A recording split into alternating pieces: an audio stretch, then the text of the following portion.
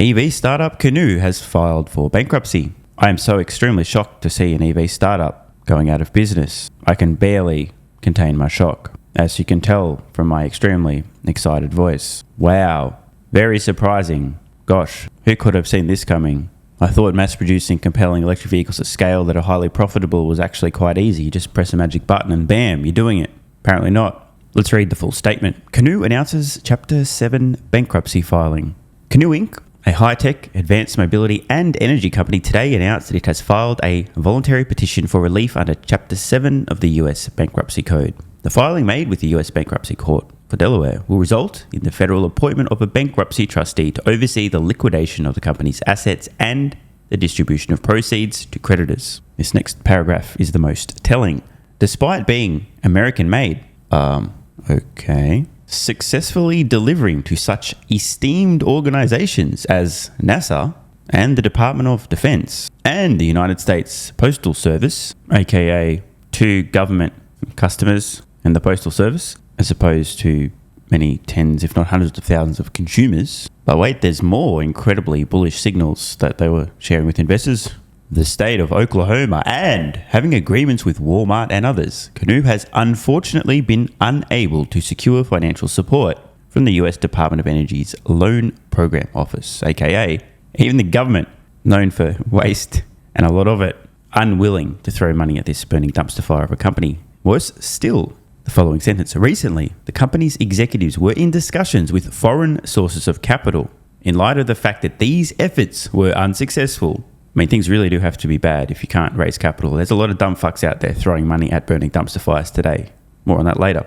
Really not a great sign. The board has made the difficult decision to file for insolvency. So I just thought I'd have a quick squiz at Canoo's stock. The news has sunk in over the last few days. And I thought, you know what? Let's just make sure that Canoo did an IPO during the SPAC attack. And the best example you'll ever see of the reality of the intelligence bell curve, in which quote-unquote investors, aka retards, was just paying stupid money for ridiculous dumpster fires that were inevitably going to be filing for bankruptcy. Surely we're not going to see a huge surge and an absolutely astronomical valuation peak after a SPAC around that period, right? I don't even need to look. Here we go. The bell curve is... what the... 9,000? No, that never happened. This has to be broken, dude. What? Nah, that's got to be... this cannot be right. There's no fucking way. No, I'm actually not joking, but there's no fucking way. There is no way this was ever over $9,000 a share. What the... something's wrong here. I mean, they'd have to have done a countless reverse stock splits for that to have made any sense. What the fuck? And yep, confirmation. Canoo did go public via a SPAC. IPO 21st of December 2020. So condolences to everyone previously working at Canoo.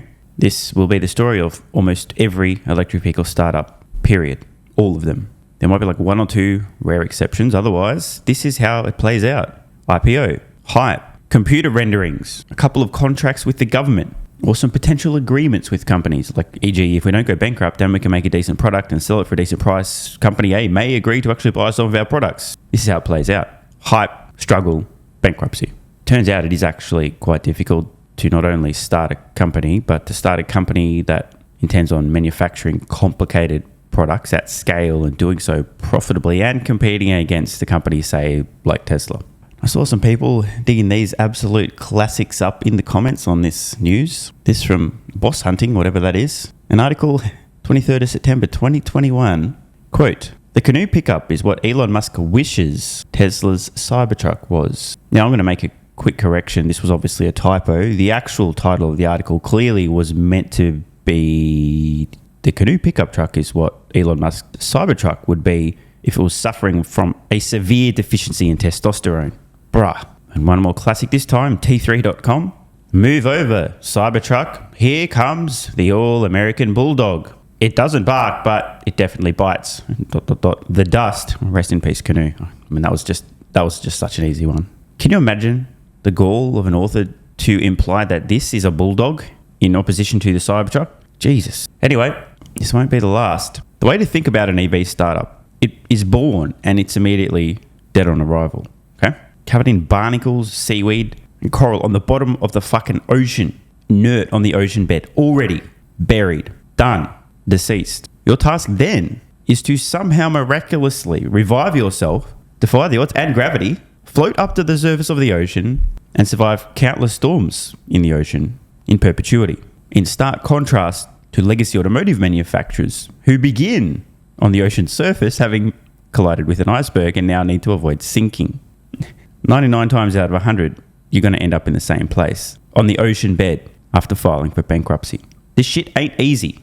Making a couple of prototypes, not too hard. Computer renderings, a lot easier. A viable business, mass producing, compelling, profitable, complicated objects, and competing in the same markets as Tesla? Jesus, man. Odds of success round to 0. While we're on the subject of companies that are doomed, Volkswagen looks to strengthen partnership with Rivian. The Rivian-Volkswagen partnership, this is not a relationship born of love, but of need and convenience. Rivian has a very expensive lifestyle. Rivian can't afford to keep getting Rivian's nails did, renting a swanky apartment, eating at high-end restaurants, having fun experiences, hitting a tanning booth every week without a sugar daddy. Enter Volkswagen. Old, decrepit, doomed, and undesirable. Volkswagen's really interested in a nice, young, hot partner to appear better, right? If you see old, decrepit Volkswagen strutting down the street, a young, attractive Rivian by Volkswagen's side, you think, wow, Volkswagen must have it going on. Thus, I have just described the current relationship of convenience between Volkswagen and Rivian. This is not an arrangement either of these companies would have made unless they were in a situation of desperation. If Rivian didn't have bills to pay and a lifestyle to maintain, do you really think Rivian would voluntarily be shacking up with an old codger like Volkswagen? How embarrassing, dude. And if Volkswagen didn't have a lot of money, would Volkswagen really have a chance with Rivian? Absolutely not. Make no mistake, folks, this is not a positive signal from either company. Quote, Volkswagen and Rivian are taking their collaboration to the next level. In an interview with Spiegel magazine, VW's CEO Oliver Bloom revealed that the two companies are exploring ways to strengthen their partnership. This could include sharing components and combining purchasing efforts to cut costs. The Volkswagen, this is a quote, the Volkswagen Group offers great opportunities for small brands like Rivian. More on this in a moment. The article continues to point out this move builds on the joint venture the two companies launched last year, which saw Volkswagen increase its financial commitment to the partnership. I guess increase the, what do you call it when you pay a sugar baby? The pay from $5 billion to $5.8 billion, with the goal of sharing technology and resources to address the challenges of the competitive EV market. That's right. The resource Volkswagen has money. The resource Rivian has, well, I'm not going to finish that for you. So let's think about this logically. This is all about money for Rivian, right? Money, money, money. Daddy, just give me the money. I'll do whatever you need. Just make sure you give me some knee pads at least. So it's, anyway, Rivian needs money.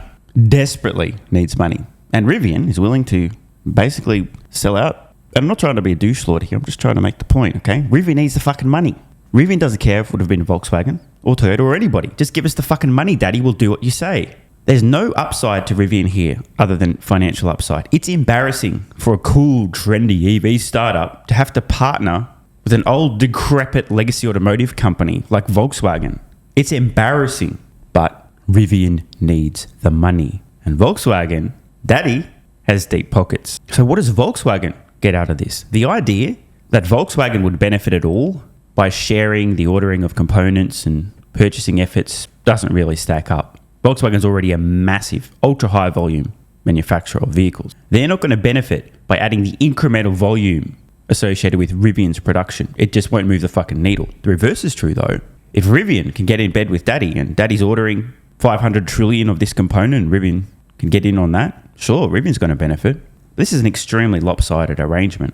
The real value here to Volkswagen is one, the perceived cool factor by having a hot, young Rivian on Volkswagen's arm in public. After all, these deals aren't happening in private, right? Volkswagen's buying a little bit of credibility, perceived status. Oh, look, this is really cool. Young, hot startup, Rivian's involved with us. Look, we must be awesome. In exchange for that, Volkswagen willing to pay quite a price. I suspect over the longer term, Volkswagen has the intent of utilizing some of Rivian's software, including the operating system, possibly thermal management technology, learning a few things along the way. But I don't think it's going to make a whole lot of sense for Volkswagen to acquire Rivian. I mean, why would one company going bankrupt acquiring another company likely to go bankrupt make sense? Probably doesn't. But Volkswagen are extremely desperate. They've realised they're fucked. They can't make EVs at scale. And the EVs that they've tried to make are dog shit. But Rivian's losing money on its EVs. It's got a relatively small market. I mean, last year, roughly 50,000 vehicles in total, which isn't terrible, but Volkswagen's around 10 million a year.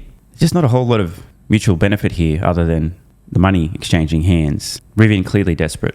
Volkswagen clearly desperate. And investors not seeming to understand the implications. If the Volkswagen Group had any sense, Herbert, these nuts would still be leading the company. And more important than that, years ago, Volkswagen would have made an agreement with Tesla to license their software. And I don't just mean FSD. I also, even more importantly, mean the operating systems within the vehicles. They would have agreed to buy Tesla's FSD computers, run Tesla's operating system, utilize Tesla's thermal management software, also likely license or just straight up buy Tesla electric motors. And by now, they'd have a reasonably decent range of electric vehicles that they were still losing money on, but at least the software was great. But you know what? Volkswagen is too arrogant, too prideful, and also too bureaucratic and brain dead to have done that. That would have been the smart move years ago. Get in bed with Tesla. You know why VW didn't do this? Too many morons making decisions, plus, perceptually, would have looked a little bit embarrassing. The media, can you imagine this? Volkswagen, so fucked that they need help from Tesla, right? That would have been the narrative. But miraculously, becoming Rivian's sugar daddy, being painted as a positive thing. Hey, look, I don't write the rules. I'm just telling you, perception is very different from an arrangement with Rivian versus Tesla. So Volkswagen have done the thing that has the better perception as opposed to the thing that would have made more sense. This is crazy. But, I mean, I'm going to call this for half a decade publicly. Volkswagen's fucked, okay? They are fucked. Ultra fucked. The more fucked they become, the more money they're going to be throwing at Rivian out of desperation. Oh, speaking of Volkswagen, from James the Goat Stevenson over on X. Happy 6-year anniversary to Volkswagen's claim that they would release, quote, more than 50 purely battery-powered Tesla fighters by now. Cut to the chase on this January 2019 article. Goddamn, James is the king of receipts, by the way. Okay, quote, Volkswagen plans to introduce more than 50 purely battery-powered vehicles. I think there was a translation error here, but by 2025 across the group. Now, remember at the time, when we hear these kind of announcements, you think, lots of vehicle models. So you mean lots of complexity and a lack of economies of scale. Yeah, that sounds smart, you fucking idiots. So in the last 6 years, how many different vehicle models has Tesla released? Let me see here. I'm not very good at math, but let's try, okay? Model 3 was already out, so that doesn't count. Oh, the Model Y came out. That's 1. And the Cybertruck came out. That's 2. Model X was already out. The Model S was already... Okay. Wow. 2. And of those 2, well, how are they doing? Model Y, world's best-selling vehicle. Said it before, I will say it again. Any company proudly announcing, as if it's a flex, the vast number of alleged vehicle models and variations they'll be introducing by X date are telling you how brain-dead they are. You need one category killer per category. You want economies of scale. You don't want complexity. This is such a brain-dead strategy. Yet we hear it over and over and over. Press release, we're going to have 52,000 versions. Get fucked, you idiots. Just give us one absolutely incredible product per category. There's a reason that Apple doesn't have 4 trillion different iPhones. They have the big iPhone and the not big iPhone. The end. Seems to be working pretty well for Apple. But hey, what would I know? And what would they know? Oh wait, they might actually know something.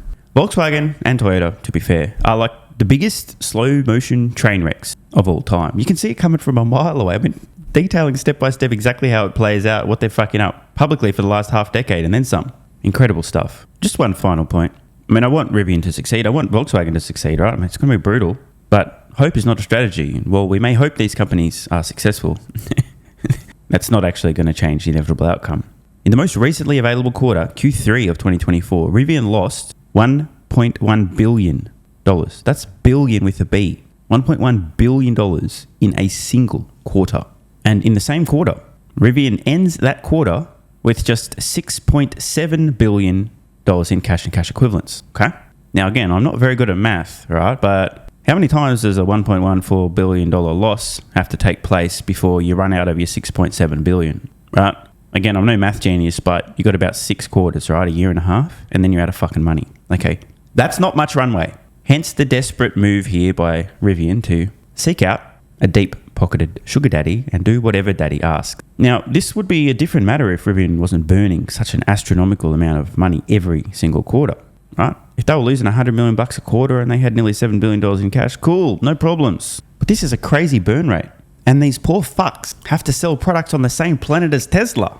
Ouch. My best estimate for Rivian's long-term viability as a company, at best, they're about a 42% chance of surviving. I think their best hope, honestly, is to please Daddy so much that Daddy just says, you know what, I'm just going to buy you out.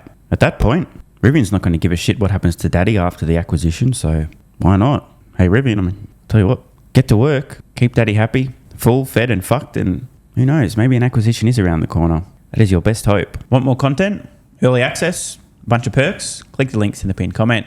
AG1 is awesome. I've been taking it daily now for more than 3 years. It's a great way to fill in nutritional gaps. It's packed full of vitamins, minerals, and whole food source nutrients, plus has prebiotics, probiotics, and adaptogens to improve gut health, regularity, and help your body handle stress. I'm always looking for an edge to help me feel and perform my best, which is why I haven't missed a day of AG1 for more than 3 years. Just try it and see how you feel. Click the link in the pinned comment or head to drinkag1.com/SMR and get yourself a free 1-year supply of vitamin D3 plus K2 and 5 travel packs. This is what viewers of the channel had to say after trying AG1. I feel like I have a lot more energy since I started on AG1. Just got my AG1 in the mail, legit feeling the effects after day 3. 3 months ago, I started AG1 and have been enjoying the evenness of alertness and energy that lasts the day. I just started the wife on it too. Are you convinced yet? I mean, hey, it's worth trying, right? Click the link in the pinned comment or head to drinkag1.com/SMR, or I can keep going. This viewer, after about a month on AG1, definitely a lack of fatigue in the afternoon. Pleasant side effect is that my coffee intake has imploded and is almost down to 0. One more? Yeah, why not? I honestly feel younger and will be continuing to use AG1. This stuff really is crazy good. I didn't think it would be, but this stuff is awesome. It really is what everyone is saying. One more? Don't mind if I do. I've just received my 3rd month supply. I've drank it every day. I have so much energy throughout most of the day. I'm productive, started a new business, started socializing, refurbished a boat.